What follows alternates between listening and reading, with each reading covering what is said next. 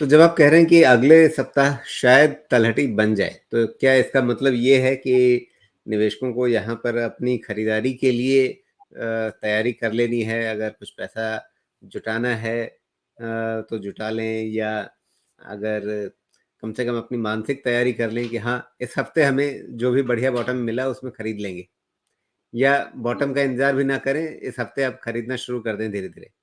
नहीं, लास्ट 2 दिन दिन का जो डेटा है वो यही कह रहा है कि जो थर्सडे का बॉटम है वो सैक्रोसैंक्ट होना चाहिए और उसी के बेसिस पे जिनको जो खरीदारी करनी है, बाय डिप्स करना है, बाय एट करंट लेवल करना है, जो भी करना है कर सकते हैं अपने-अपने रिस्क ऑफ पॉकेट के डेप्थ ऑफ पॉकेट के हिसाब से।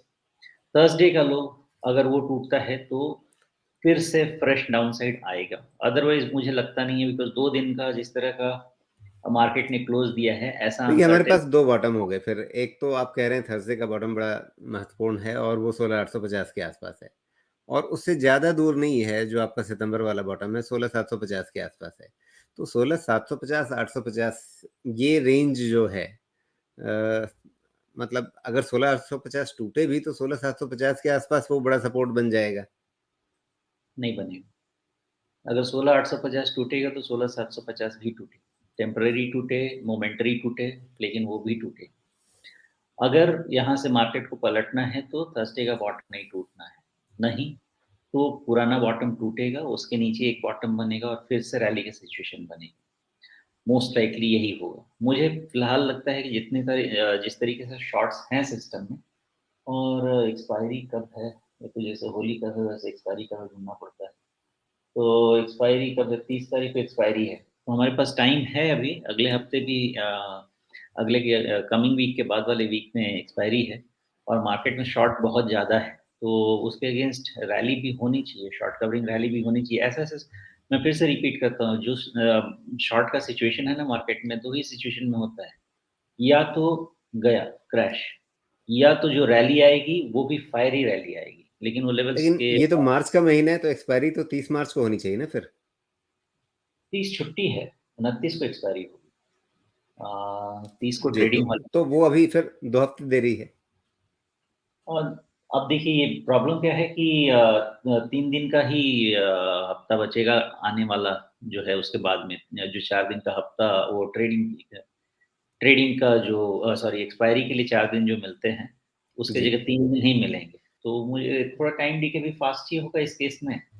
तो जी। रीपोज़िशनिंग भी 1-2 दिन पहले करेंगे लोग। तो मुझे लगता है जो वोलेटिलिटी आने वाली होनी चाहिए थी 27 तारीख से, वो वोलेटिलिटी हो सकता है कि हमें देखने को 23-24 से ही मिल जाए, डिपेंड करता है। रीज़न यही है कि एक्सेसिव शॉर्ट्स हैं मार्केट में, इसलिए ये सिचुएशन है। अगर ये ऐसा शॉर्ट बनने का सिचुएशन होता है तब जबकि कुछ कहीं ऐसा कुछ हो सकता है ओवरनाइट बहुत खतरे का कोई खतरे की भी घंटी बज जाए, तभी ऐसे सिस्टम में शॉर्ट्स क्रिएट होते हैं, अदरवाइज़ उससे ज़्यादा तो नहीं होना चाहिए। तो मेबी बैंकिंग सिस्टम कोलैप्स के हिसाब से ये शॉर्ट्स बने हों और वहाँ पे स्टेबिलिटी आ जाए तो उतनी ही खतरनाक फिर शॉर्ट कवरिंग आ जाए। तो एकदम 50-50 सिचुएशन है, जी। जो भी करेंगे बहुत स्ट्रिक्ट स्टॉप लॉस के साथ कीजिए।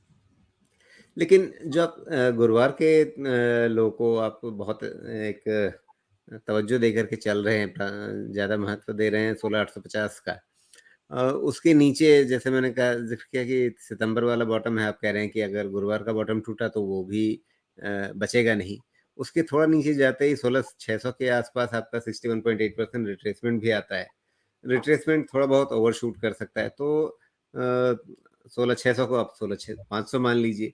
तो अभी 16,750 8 मतलब 16,850 750 600 500 100 150 पॉइंट के लेवल अंतर पे आपको कई सारी सीढ़ियाँ मिल रही हैं। तो क्या इन्हीं सीढ़ियों के बीच कहीं पर आपको एक ठीक-ठाक सपोर्ट मिल जाएगा, या आपको लग रहा है कि शायद बॉटम हम पहले ही देख चुके हैं? देखिए, मैं उम्मीद कर रहा था कि बॉटम 16.5 से 17 के रेंज में कहीं पे भी बनेगा, जिसकी मुझे क्लैरिटी नहीं थी बिकॉज़ पैरामीटर्स उतना डेविएशन बता रहे हैं। तो एग्ज़ैक्ट मुझे समझ में नहीं आ रहा था, लेकिन जो थर्सडे और फ्राइडे से जो पैरामीटर्स आ रहे हैं, वो यही कह रहे हैं कि बॉटम बन गया है। तो अगर मुझे प्रीएम्प्ट करना है, तो मुझे अर्लीएस्ट रिस्क पॉइंट से करना है और मेरा जी। अर्लीएस्ट रिस्क पॉइंट है थर्सडे का लो। उसके पहले का अगर मैं जाऊँगा तो फिर मेरे पास डिफ़रेंस बढ़ता जाएगा, फिर यही होगा कि और थोड़ा रुकें और थोड़ा रुकें और थोड़ा रुकें, तो उसमें एक्सीडेंट हो जाएगा। तो उससे अच्छा है कि पहले जगह पे रुक जाए। तो अगर ये भरोसा बन रहा है कि शायद गुरुवार को ही हमने बॉटम देख लिया है, तो वैसे हालत में इसकी कन्फर्मेशन कहाँ पर होगी? कौन-सा स्तर ऊपर पार हो जाएगा तो तसल्ली हो जाएगी कि हाँ, अब गुरुवार के वाले बॉटम के नीचे मतलब 16,850 के नीचे नहीं जा रहे अब? देखिए, तसल्ली का सिचुएशन गया। अभी ना बहुत जितना भी अच्छा बना हुआ था पैटर्न, उतना ही खराब हो गया है पैटर्न। तो अब मैं बहुत ज़्यादा जल्दबाज़ी में नहीं हूँ।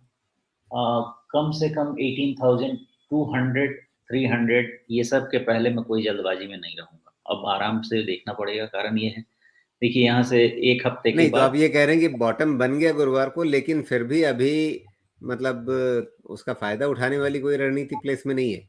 100% है, वो तो कह रहा हूँ। आप थर्सडे के लो से जो पोज़ीशन बनाना है बनाइए, बिकॉज़ यहाँ से भी 1000 पॉइंट बन सकता है ना निफ्टी में रैली, और 1000 जी। पॉइंट का रैली छोड़ना नहीं है।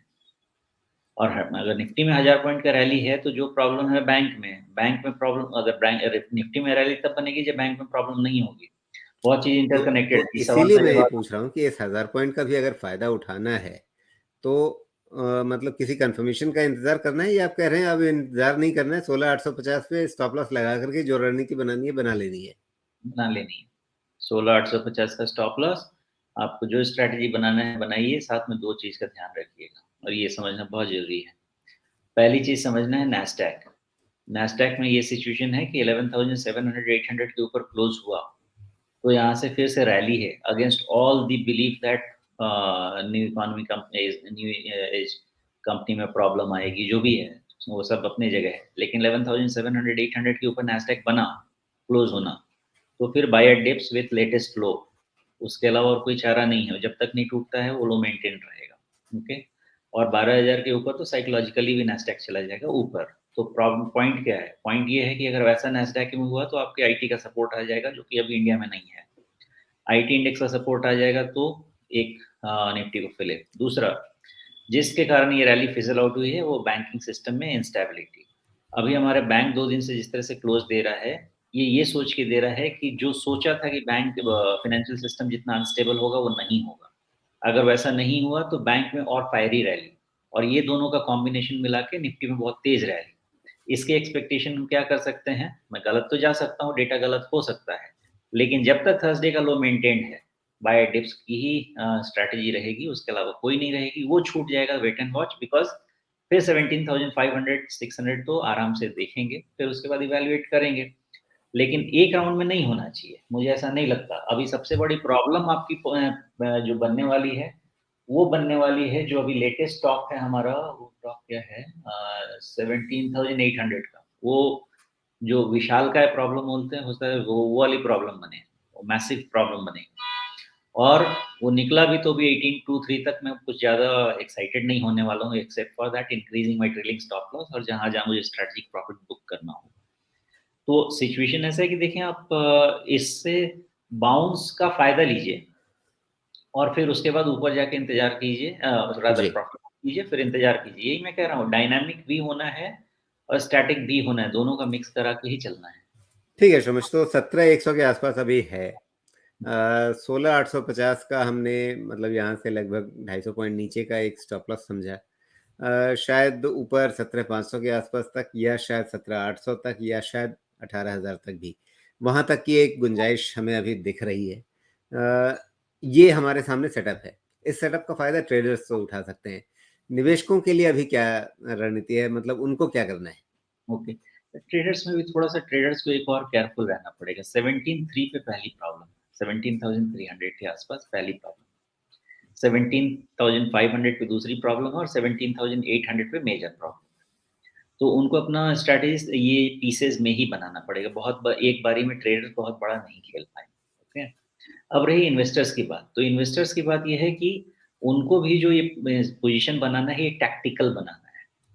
तो स्ट्रैटेजिक पोज़ीशन यहाँ से बनाने वाला हमारा मार्केट नहीं है, टैक्टिकल ही बनाना है। इन्वेस्टमेंट से भी ये सोच के लेना है कि या तो हमारा अगर रिस्क एपेटाइट हमको अलाउ नहीं करता है, तो जो भी आपको पॉकेट अलाउ करे 10-20% उसके हिसाब से अपना रिस्क रख लीजिए। लेकिन अगर पोज़ीशन आप लेना चाहते हैं, जो इकोनॉमी लिंक्ड सेक्टर्स हैं, जैसे मैं पहले भी कहता आया हूँ, हमारे थोड़े से कंजम्पशन, थोड़े से कैपिटल गुड्स, थोड़ा-सा बीएफएसआई, ये सब जो सेक्टर्स हैं, इसमें आप अभी भी थोड़ी-सी पोज़ीशन बना सकते हैं। वहाँ पे आपको फ़ायदा मिलना चाहिए, इस रैली अगर आती है तो। आईटी में थोड़ा-सा केयरफुली पोज़ीशन बनाना पड़ेगा, बिकॉज़ एक राउंड शॉर्ट कवरिंग वाली प्रॉफ़िट मिलने के चांस तो दिख रहा है आईटी में। लेकिन उसके बाद हो सकता है कि थोड़ी-सी और पिटाई हो, दोबारा भी हो। तो अगर इन्वेस्टमेंट करें भी, तो फिर आप ये समझ के चलें कि 50% रिस्क है और 50% रिवॉर्ड है, उस हिसाब से बनाएँ। और किस स्टॉक में बनाएँ, वो बहुत इम्पोर्टेंट है, बिकॉज़ हर स्टॉक का अपना अलग-अलग बिहेवियर दिख रहा है मुझे आईटी में। लार्ज कैप में भी डाइकोटोमी है, लार्ज कैप, मिड कैप की तो बात दूर की है। लार्ज कैप स्टॉक्स में अपने आप में वो एक मत नहीं है, उसमें अपने आप में ही ये है डिफरेंसेस हैं। जी। अच्छा, निफ्टी में जैसा आपने कहा कि अगर गुरुवार का बॉटम टूटता भी है, मतलब 16,850 के नीचे निफ्टी जाता भी है, तो वैसे हालत में फिर गिरावट और ज़्यादा बढ़ जाएगी। फिर आप सितंबर वाले बॉटम को भी बहुत नहीं मान रहे हैं कि वहाँ पर गाड़ी रुक पाएगी, वहाँ कोई सपोर्ट मिल पाएगा।